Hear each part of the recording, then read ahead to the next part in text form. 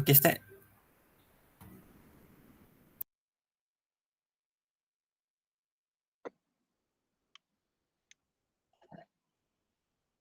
Assalamualaikum dan salam sejahtera semua.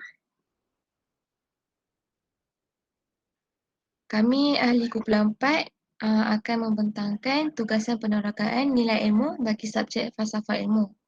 Tajuk yang telah kami pilih adalah kepentingan berfikir secara logik. Ahli kumpulan kami ialah Muhammad Isyamuddin, Wan Hafizin, Kate Krisia, Nur Alia Sofia dan saya Siti Hajar. Kita akan mulakan pembentangan dengan Hafizin.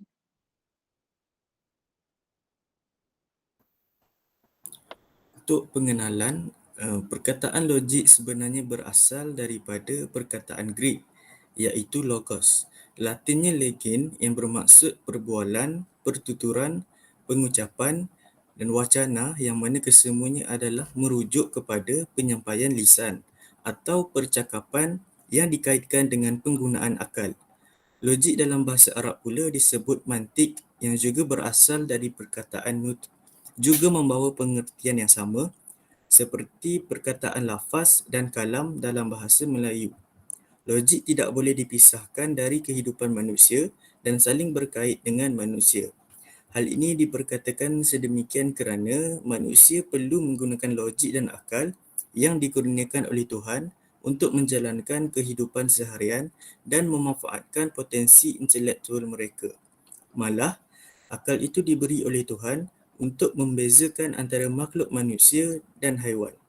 Logik juga memberitahu kita cara berfikir dengan betul dan menunjukkan kepada kita semua perangkap yang boleh mengelirukan kita. Oleh itu, berfikir secara logik adalah penting kepada manusia yang berakal. Malah, dalam kalangan orang biasa, mereka menganggap bahawa individu yang mahir berfikir secara logik adalah individu yang lebih pintar daripada mereka yang kurang pandai. Pada masa ini, terdapat juga andaian bahawa jika kita memikirkan sesuatu itu secara logik, sudah tentu ianya betul. Anggapan inilah yang menjadikan masyarakat sangat mementingkan logik dan keupayaan pemikiran logik. Objektif utama kajian ini adalah untuk mengetahui kepentingan berfikir secara logik mengikut kefahaman dan pendapat setiap individu yang berbeza. Seterusnya saya serahkan kepada Kate.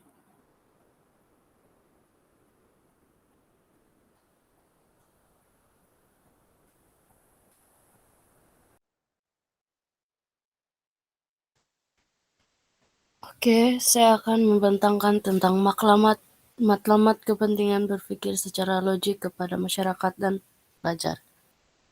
Matlamat yang pertama ialah supaya boleh melakukan suatu perkara dengan baik dan betul daripada pikiran yang diucapkan secara lengkap. Masalah atau situasi yang melibatkan pemikiran logik memerlukan struktur untuk hubungan antara fakta dan pemikiran yang masuk akal. Setiap orang mempunyai tingkat pemikiran logik yang berbeza sesuai pemahaman dan pengetahuan mereka. Matlamat kedua ialah agar masyarakat dan pelajar mengetahui kaedah dan prinsip menilai penakulan atau hujah. Dengan mempelajari logik, pelajar biasa dibimbing untuk berfikir secara kritis, tidak mengambil mudah pendapat orang lain, mampu melihat keadaan sosial yang berlaku di sekeliling kita dan dapat memberikan penyelesaian kepada masalah yang berlaku. Oleh itu, pembelajaran logik untuk masyarakat dan pelajar merupakan satu ketentuan yang harus dimiliki terutama dalam menjalankan penyelidikan atau membuat karya ilmiah. Matlamat yang ketiga ialah supaya masyarakat dan pelajar sadar terhadap pikiran tidak rasional. Setiap orang boleh melakukan tindakan di luar jangkaan karena tidak dapat mempertimbangkan pemikiran logik mereka. Oleh itu, kita perlu mempertingkatkan langkah untuk berfikir secara logik agar terhindar daripada segala pemikiran yang tidak rasional, apalagi bila kita sedang penat melakukan aktiviti harian kita. Matlamat yang terakhir ialah agar masyarakat dan pelajar boleh melabelkan sesuatu keadaan. Label yang dimaksudkan ialah beberapa kebiasaan untuk membuat kesimpulan apabila masalah berlaku. Contohnya label bahawa seorang itu bersalah, karena sungguhnya keputusan yang salah boleh memberikan akses yang lebih mudah kepada pemikiran logik. Sekian, seterusnya saya akan berikan kepada Muhammad Isyamuddin. Untuk slide seterusnya ialah Google Form yang telah diberikan kepada student untuk uji selidik tentang kepentingan berfikir secara logik.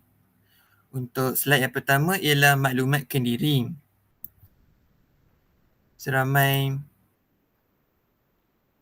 20 orang daripada 29 responden ialah wanita. Manakala lagi baki ialah 9 orang lelaki. Untuk kaum pula, terdiri daripada 3 kaum utama di Malaysia, tapi termasuk juga kaum di Sabah dan Sarawak, iaitu Duzun, Kadazan, Bumi Putra Sabah dan Jawa. Untuk umur pula, 20 hingga 25 orang berumur 27 tahun dan selebihnya 2 orang berumur 19 tahun. Kita beralih ke soalan yang telah diberikan, iaitu kelebihan berfikir secara logik. Berfikir secara logik melahirkan insan yang berguna kepada masyarakat. Seramai 13 orang setuju dan 16 orang sangat setuju. Tidak ada yang tidak setuju dan sangat tidak setuju. Untuk soalan yang seterusnya, seseorang insan mampu untuk menyelesaikan masalah dan membuat keputusan ketika berfikir secara logik. Seramai 13 orang setuju dan 16 orang sangat setuju. Soalan ini juga sama seperti soalan tadi. Tidak ada yang tidak setuju dan sangat tidak setuju. Soalan ketiga, berfikir secara logik membantu seseorang untuk menjadi intelek dalam menerbitkan idea dan menerima pandangan orang lain.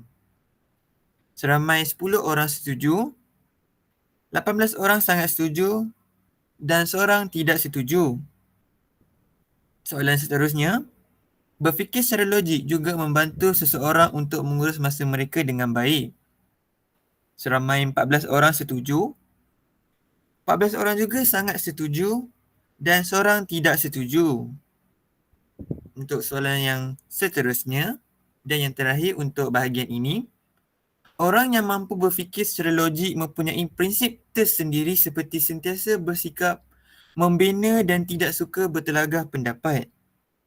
Seramai 13 orang setuju, 14 orang sangat setuju dan juga 2 orang tidak setuju.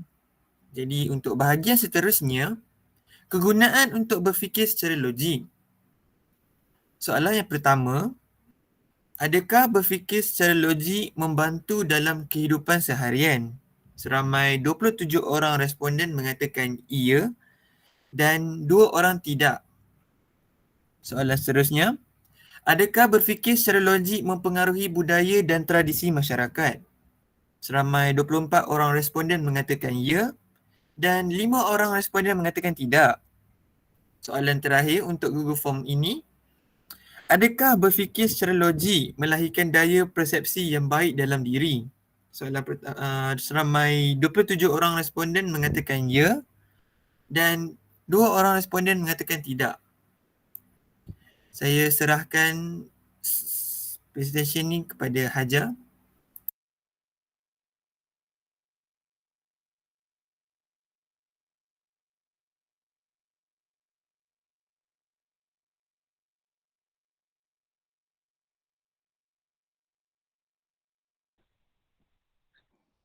Seterusnya,